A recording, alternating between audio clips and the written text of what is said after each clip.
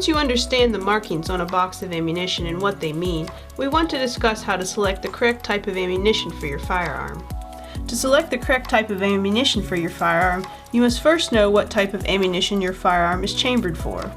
The chamber is the rear part of the barrel where the cartridge fits. Since every firearm will be chambered for a specific type of ammunition, you must know what that is. The type of ammunition that a firearm is chambered in should be clearly marked on the firearm's barrel or frame. Here are some examples. This Ruger revolver is marked .22 long rifle on the frame. This Glock pistol is marked 9x19 on the barrel. This Smith & Wesson revolver is marked .38 Special on the barrel. And the Springfield 1911 is marked .45 Auto on the barrel. As we mentioned in another video, some calibers will have more than one popular designation, and you should know the different designations that might be applied to the same type of ammunition. A good example is the 9mm Luger. When this cartridge was designed in 1902, it was designated the 9mm Parabellum because it was used in the Parabellum pistol that was adopted by the German military. When the cartridge became popular in the United States following World War I, it became known as the 9mm Luger, since the Parabellum pistol, which was known as the Luger in the US, was the most popular firearm that used that cartridge. In Europe, cartridges are usually designated by the caliber of their bullet and the length of their case. Since the 9mm Luger uses a 9mm bullet and its case is 19mm long, in Europe it is often called 9x19. In the United States, the accepted commercial designation for this cartridge is 9mm Luger, but you might find the exact same ammunition labeled 9mm Parabellum or 9x19. As an example, this box of European manufactured ammunition uses all three designations. Here are some examples of 9mm Luger cases that are marked with these different designations. A different example that we mentioned in another video is Colt's line of automatic Colt pistol or ACP cartridges. Although today these cartridges are almost universally designated as auto, you will still encounter 25, 32, 380, and 45 auto firearms and ammunition labeled as ACP instead of auto. Some revolvers can chamber more than one type of ammunition. Many modern revolver cartridges are simply a longer version of an older cartridge design and can use both types of ammunition. For example, a .357 Magnum revolver can also fire the .38 Special, a shorter cartridge that the Magnum was developed from.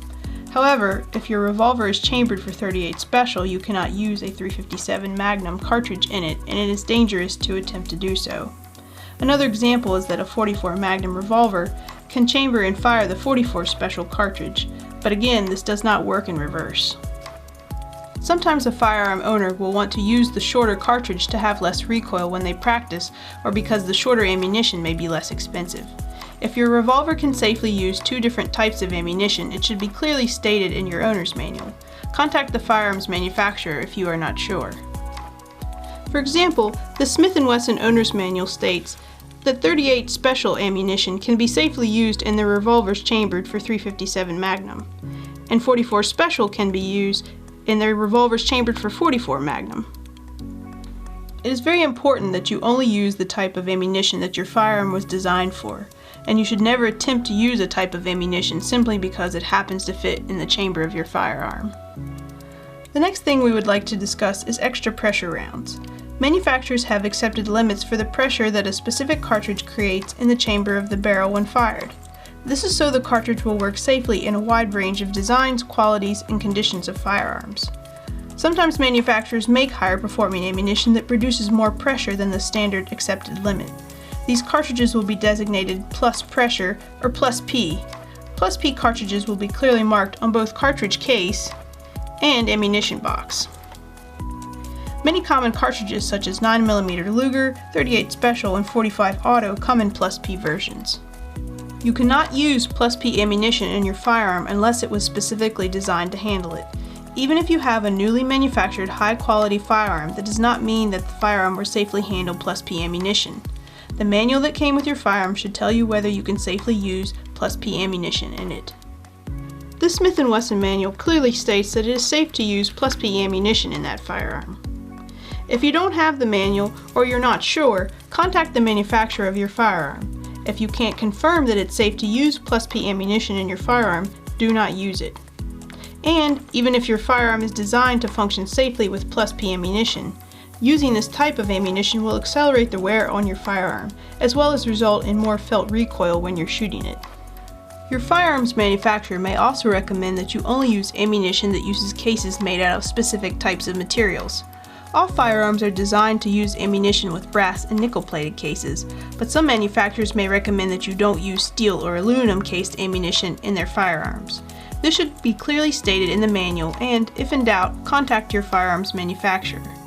Also, some manufacturers will recommend that you only use ammunition that uses a jacketed bullet due to the type of rifling that they use in their barrels. Again, consult your firearms manual or contact the manufacturer.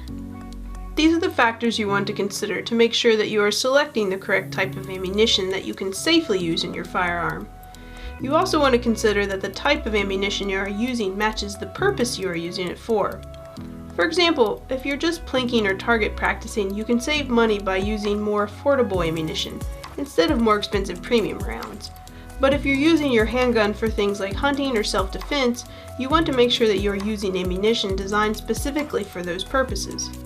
If you know the basics of what type of ammunition you are looking for, you can research information about specific types and brands on a manufacturer's website, or you can have the salesperson at your local gun shop explain the differences to you.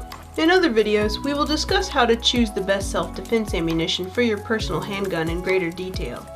But in this video, we wanted to impart the basics of selecting the correct type of ammunition for your firearm.